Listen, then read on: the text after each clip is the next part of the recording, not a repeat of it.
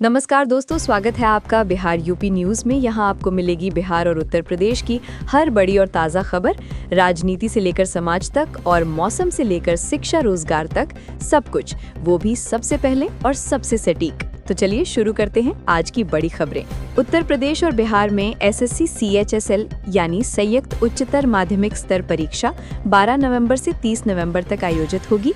दोनों राज्यों में कुल 59 परीक्षा केंद्र बनाए गए हैं। यूपी में 38 और बिहार में 21। प्रयागराज, लखनऊ, वाराणसी सहित कई शहरों में उम्मीदवार परीक्षा देंगे। बिहार विधानसभा चुनाव 2025 में एनडीए को प्रचंड जीत मिली है। इससे नई सरकार गठन की चर्चाएं तेज हो गई हैं। बताया जा रहा है कि 20 नवंबर से पहले शपथ ग्रहण हो सकता है।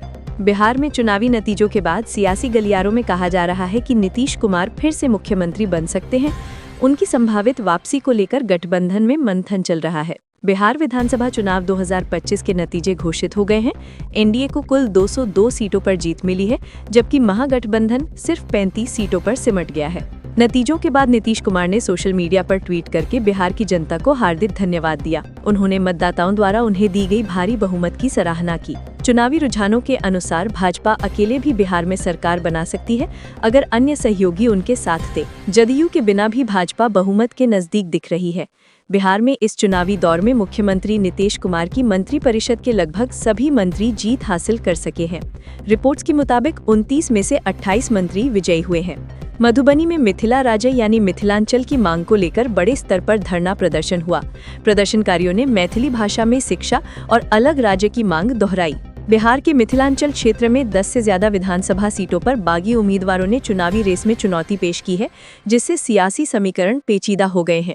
प्रधानमंत्री मोदी ने समस्तीपुर यानी मिथिला की रैली में मिथिला की संस्कृति की तारीफ की और कहा कि ये धरती माता सीता और राजा जनक की तपस्या की भूमि है। गोरखपुर से पाटलिपुत्र यानी पटना के लिए नई वंदे भारत एक्सप्रेस ट्रेन शुरू हो गई है।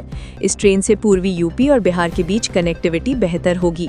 इस वंदे भारत ट्रेन के रास्ते में कप्तानगंज, बगहा, नरकटियागंज, बेतिया, मुजफ्फरपुर आदि स्टेशन शामिल हैं। पाटलिपुत्र गोरखपुर वंदे भारत एक्सप्रेस में हाईटेक सुविधाएं हैं। यात्रियों ने नई ट्रेन की शुरुआत को काफी सकारात्मक प्रतिक्रिया दी है। इस चुनाव में मतदान प्रतिशत भी काफी ज्यादा रहा। रिपोर्ट्स में कहा गया है कि लगभग 67.13% मतदान हुआ, जो पिछले कई चुनावों में रिकॉर्ड की तरह है।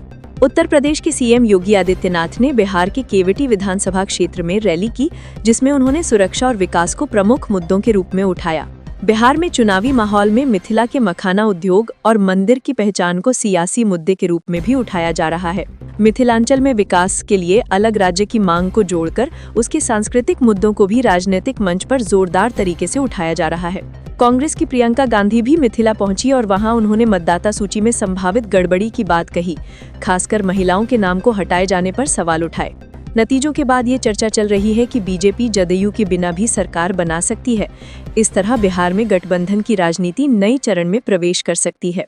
बिहार में नई सरकार बनाने को लेकर एनडीए के नेताओं के बीच बैठकें हो रही हैं। जदयू, बीजेपी और अन्य सहयोगी पार्टियों के बीच भविष्य की रणनीति पर चर्चा जारी है।